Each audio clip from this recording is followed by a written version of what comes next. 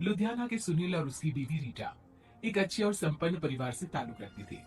एक दिन रीटा की भाभी उसके घर आती है।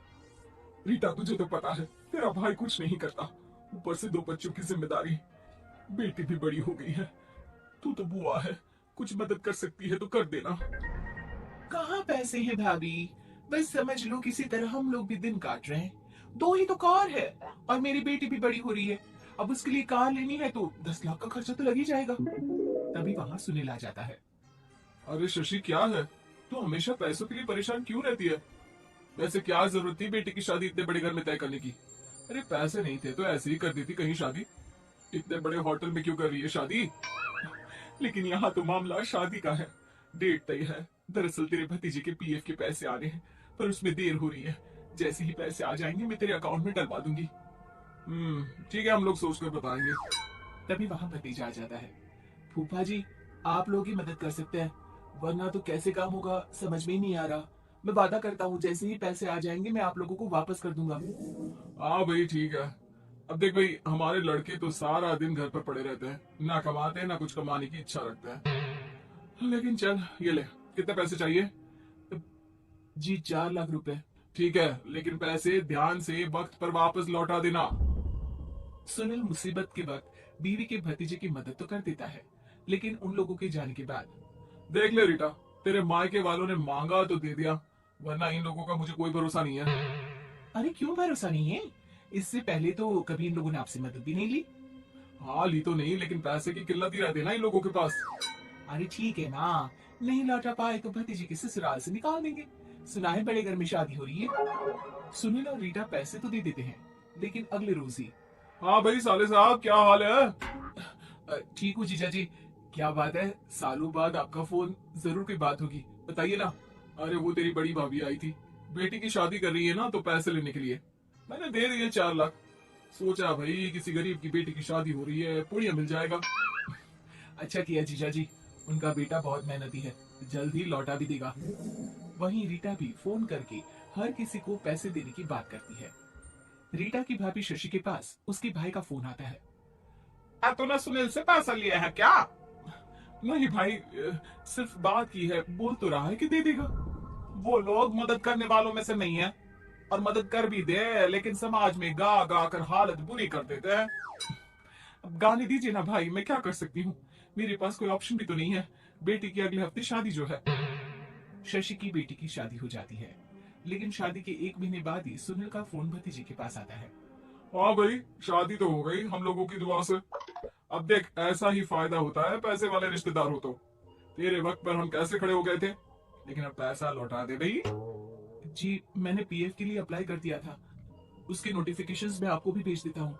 मुझे लगता है 10 दिन में पैसे आ जाने चाहिए। जैसे ही पैसा आएगा मैं आपके अकाउंट में डाल दूंगा। और ना जी ना, कोई नोटिफिकेशन नोटिफिकेशन नहीं चाहिए, पैसा चाहिए पैसा।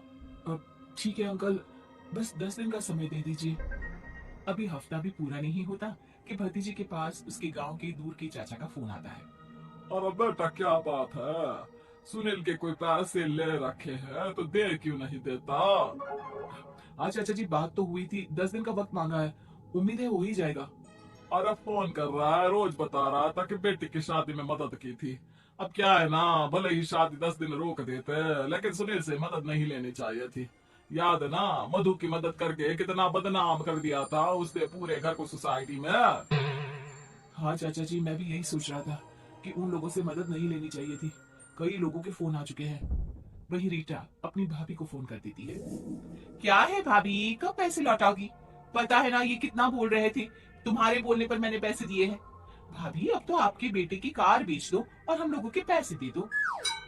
अरे लेकिन रीटा, बात तो 3 महीने की हुई थी ना, अभी तो 2 महीने भी नहीं हुए पैसा लिए, थोड़ा तो सब्र करो। नहीं नहीं भाभी, वैसे मेरा बेटा डिक्कू आ रहा है आप लोगों के घर रहने के लिए, उसको अच्छे से खिलाना पिलाना, समझी? भाभी को समझ में नहीं आता कि वो क्या करे। वो बेटे से बात करती है। अरे माँ, इन लोगों से मदद लेकर सच में बहुत बड़ी गलती कर दी। मुझे खुद समझ में नहीं आता कि कैसे इन लोगों के पैसे जल्द से जल्द दे दूं। तभी डोरबेल बजती है और रीटा का बेटा डिक्कू घर में आता है। आओ बेटा, मामी के घर पहली बार आए हो रहने। आप पापा बोल रहे थे कि आप लोग पैसे का ब्याज तो दे नहीं पाओगे, तो तब तक मैं यहीं रह लूं। और हाँ, मैं एसी के बिना नहीं सो पाता। आप लोग अपना देख लेना और पैसे जल्दी लौटा देना। क्योंकि मैं थोड़ा जल्दी जाना चाहता हूँ। रीटा का फोन शशि के पास आता है। भाभी, पैसे कब तक दोगे? बेटे की विदाई के बाद शशि के घर का माहौल बिल्कुल बदल जाता है। वो हर वक्त बेटे से उसके पीएफ के पैसे पूछती, और पीएफ यानी कि सरकारी काम आजकल में पूरा 1 महीना और बीत जाता है। भाभी, मैं और ये अमेरिका जा रहे हैं, घूमने के लिए पैसों की बहुत जरूरत है। रीटा, मैं पूरी कोशिश कर रही हूँ कि जल्द से जल्द पैसे का इंतजाम कर दूं, लेकिन पक्का नहीं बोल सकती। तभी सुनील का फोन भतीजे के पास आता है। देख, माना 3 महीने की बात हुई थी पैसे लौटाने के लिए, लेकिन अभी मुझे पैसों की काफी जरूरत है। मैं अमेरिका जा रहा हूँ, तो पैसे मैंने किसी से ब्याज में पकड़ लिए हैं। तू हर महीने 4 लाख का 20,000 ब्याज डाल देना मेरे अकाउंट में। सुनील फोन रख देता है, लेकिन भतीजा काफी परेशान हो जाता है। वो ऑफिस से शाम को घर आता है कि माँ पूछती है, क्या हुआ बेटा? बेटा माँ को सारी बात बता देता है। माँ भगवान के सामने हाथ जोड़कर खड़ी हो जाती है और रोने लगती है कि तभी बेटे का मोबाइल पर मैसेज बजता है। माँ पीएफ के पैसे आ गए। और वो ऑनलाइन ही सुनील के पैसे वापस कर देता है। भला हो भगवान का। लेकिन आज एक बात तो समझ में आ गई, मदद हमेशा उन लोगों से लो जो मदद के बदले आपसे मदद में दी गई रकम ही वापस ले, ना कि समाज में आपकी इज्जत।